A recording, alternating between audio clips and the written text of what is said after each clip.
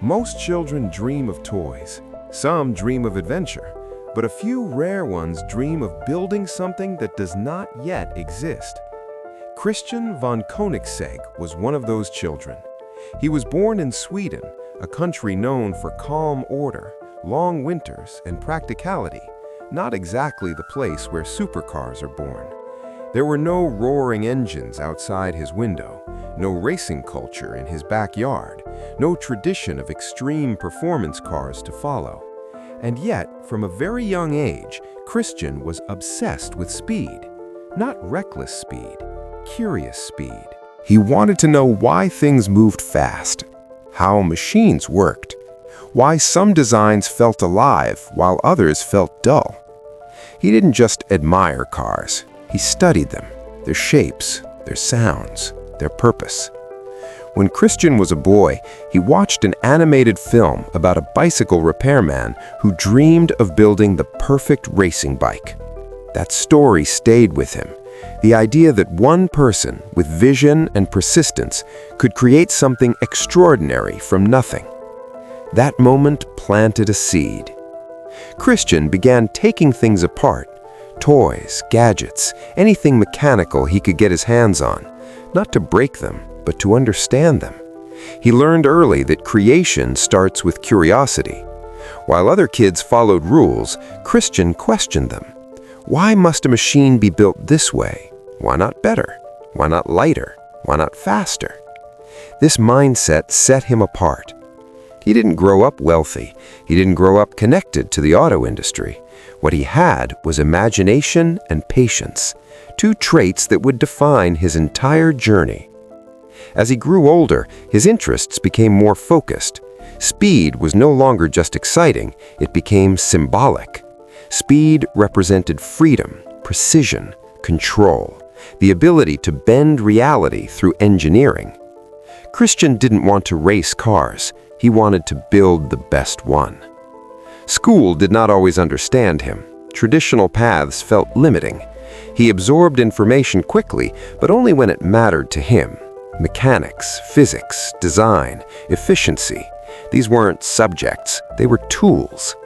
He started thinking about cars not as products, but as systems. Every component mattered, every gram mattered, every decision had consequences. Even as a teenager, he questioned the giants of the automotive world. Why were supercars heavy? Why were they compromised by tradition? Why did they follow rules set decades earlier? He believed perfection was possible. Not theoretical perfection, practical perfection. This belief made his dreams seem unrealistic. Building a supercar was something massive corporations did, with thousands of employees, with decades of history, with billions in resources.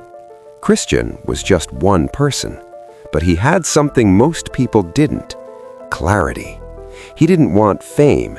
He didn't want luxury. He wanted to build the ultimate machine.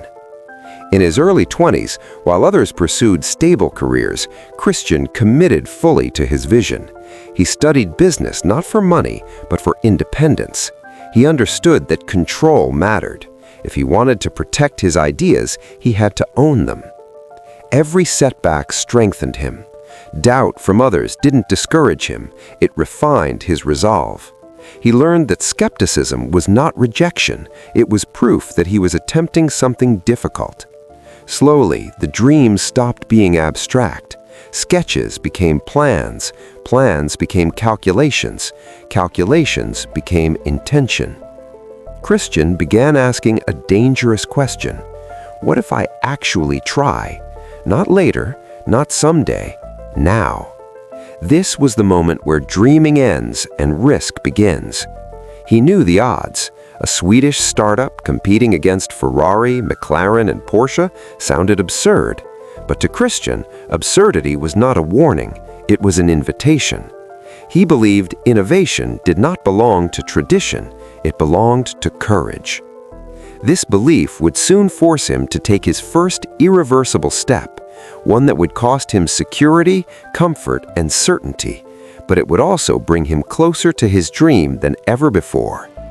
In the next episode, Sweden versus the supercar world, we'll see how Christian took this impossible idea and dared to challenge an industry that had never been challenged from the north.